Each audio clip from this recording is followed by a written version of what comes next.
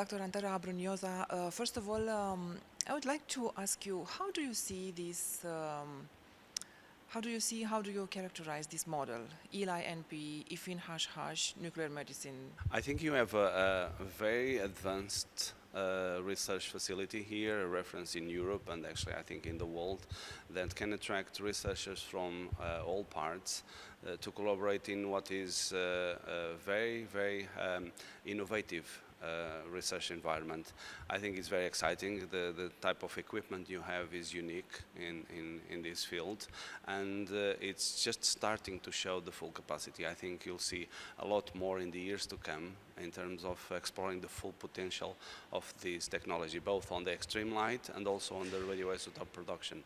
So I see a very bright future. What would you see the next step? Now we have the facility, we have the institute, we have the technology. What comes next? Well, next is you created just the environment for research, okay? You're already publishing very well in terms of your scientific outputs, but I think in the future you'll see more and more research, especially linking the several components together. I see some very interesting developments linking the ELI also with the cyclotron and nuclear medicine and gamma irradiation facilities. And I think to extract the full potential, I think the integration between all the different areas, that at the moment they look a bit, each one doing their own work, but as they become more integrated, I think you can do really groundbreaking research here. Okay, so if we will start to produce the isotopes here, then we will need a diagnosis center close in the same room with ELI? I think to take full potential of the radioisotope production, you need a clinical center. And the clinical center will allow you to transfer the research you do onto the patients for the benefit of the population of Romania. So I think it's critical that you have the means to do it, and this is the best way for you to extract the full potential. Also at the same time, for other centers in the country, you can actually distribute your radiopharmaceuticals and in that way manage to get to the patients the best possible diagnosis they can have anywhere they are in Romania, and at the same time for the more, let's say, sophisticated scans, then also provide them here at Magurel. Okay, so this will be the business model, to say so, to produce and distribute. I think it's the right way to do it, okay? And this will create resources for your research that are important, and at the same time will connect the researchers with the clinical applications. This is crucial, so that the research you are doing is for the people and has a direct application, and it's not just research for research. There's nothing against pure research, and you're doing fantastic pure research here. We're talking here about translational research, so taking what you're doing here well and translating it into improvements in people's health. Okay, theory is very, very nice. It's perfect. What obstacles do you see, practically speaking? Well, we have about 10 years experience in my center of doing exactly that. Yeah, I think you have a clear road ahead, okay? And I think that obstacles are just milestones on your progress. Jumping from a pure research center onto a clinical application center, of course, requires a lot of effort. It's a different frame of mind, and require adaptation from people, and of course all the necessary regulatory authorizations. But I think you have an excellent team here that is fully capable of following on those steps, and I'm pretty sure that in very, very few years we'll be fully up to speed doing that. Having to deal with nuclear materials, do you expect that we will need special regulations? You already have the regulations in place, because you're already handling radioactive materials. So I don't think there will be any need for special regulations there. It's something you know already. The center already has the knowledge and is perfectly capable of doing that. But of course, working on this field requires two levels of concerns. One of them is, of course, the radioactivity, and the other is, of course, the concern related to the fact you're doing a clinical practice, you're working with patients. So I would advise that you team up with an already existing facility, an hospital or a clinic, that could help you set up your clinic and to make sure that everything is done according to the best clinical practices. And of course, this is really important for the quality of your center. If you do that, I'm sure you can have here like a reference center for everybody that could spread good practices for imaging, nuclear medicine, and use of radiopharmaceuticals in the country. The three main areas of application of this technology is, of course, oncology, naturally, for cancer. And the second one is cardiology, very important applications in cardiology, such as myocardial viability and also for atherosclerotic plaque.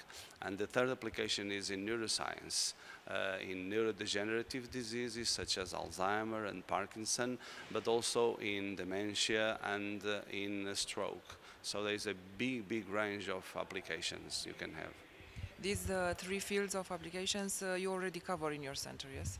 Yes, that's precisely what we do. And this is where the nuclear medicine approach, okay, can have a high impact. And it's really very important to understand that this type of scans can actually change the clinical diagnosis in about 40% of the time. So when a patient comes to do a scan, 40% of the time the clinician changes the diagnosis. So you can imagine the impact that has in the treatment course.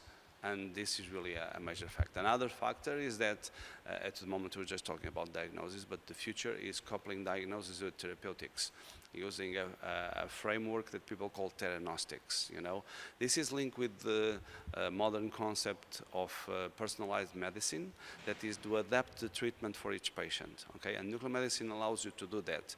So you use a molecule to do the diagnosis, and then use exactly the same molecule, just with a small change in the nuclide, and do the treatment, okay? And this kind of approach that is very new and very innovative, you have here the full capacity to put it to work.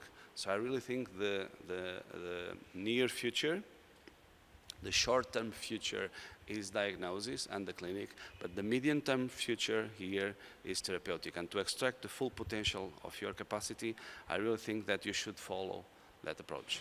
Midterms means how many years? I would say that 3 to 5 years install the clinical diagnosis center, and then in 10 years' time to have the full theranostic approach in setup.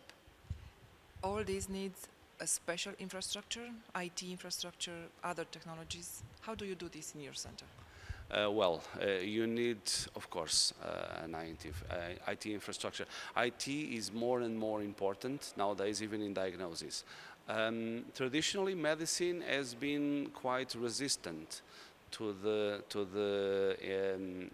help of IT and artificial intelligence and models like that. But in recent years, this is changing, and either in helping the doctors do the diagnosis and also in archiving the images and linking all the information together. Nowadays, data centers are absolutely essential to any nuclear medicine clinic. And to be honest, I think that probably some of the biggest advances in the field in the future will be coming from these data centers and the use of artificial intelligence tools to help the doctors do the diagnosis. This is important for people to understand. This is not replacing the doctor by a computer.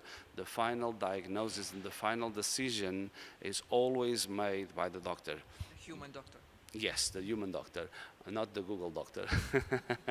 but it's really important that people understand that artificial intelligence systems, at the moment, okay, they can support the diagnosis, okay, and they can be very important tools. I'll give you an example. A typical person can see about 30 to 50 shades of gray, okay, but a computer can see millions. So if it's just a doctor looking at an image, he can see some contrast, he can see some shapes, but the computer helping him can see a lot more. So in fact, with the help of the computers, the doctors can make a much better diagnosis. And of course, this means linking with all the other exams of that type that were done before in the center.